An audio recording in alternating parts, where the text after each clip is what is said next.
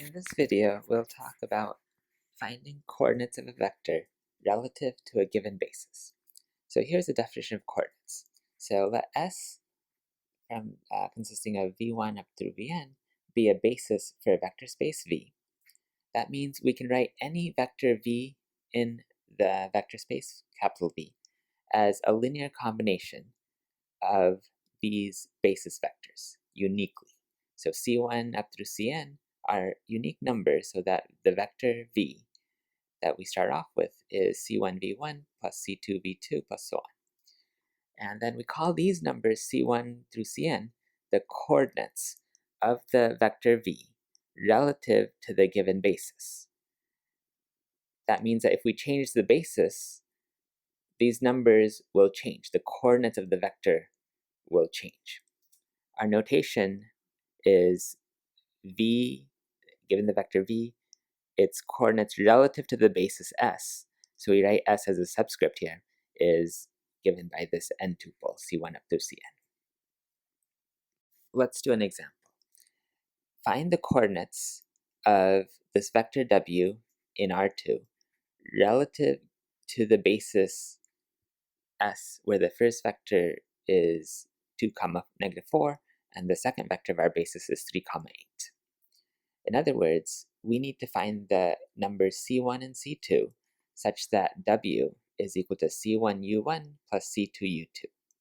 So this amounts to solving a system of linear equations. So C1 times U1, I've written here U1 as a column vector, likewise for U2, and W is 1, 1. Combining this, I get this. How so? Well, this first row becomes 2 times C1 plus 3 times C2. And then writing that out is in terms of multiplying on the left by a 2 by 2 matrix, we get this. So then to solve this system of equations, what we do is form this augmented matrix and then row reduce it. Here's the code in Sage if you want to do it quickly. You enter the 2 by 2 matrix and then you solve right, use the solve right method. Here I've shown how to do it by hand. So we formed the augmented matrix, then I replaced this row by adding to it 2 times the first row.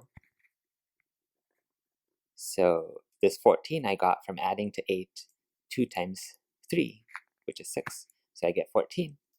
This 3 I got from adding to 1 2 times 1, and then the point was this is 0. Okay, so then this equation here turns into C2 is equal to, 14 C2 equals 3, so C2 is equal to 3/14, and then this equation here is 2C1 plus 3C2 equals 1, and then using the fact I know what C2 is, I can solve for C1, and so I get C1 and C2 are this, just as what I got from Sage. So we say that the coordinates of W with respect or relative to this basis S given previously are 5/28 and 3/14. And here's the notation for that. Now note that the original vector W was 1, 1. Those are the coordinates in the standard basis.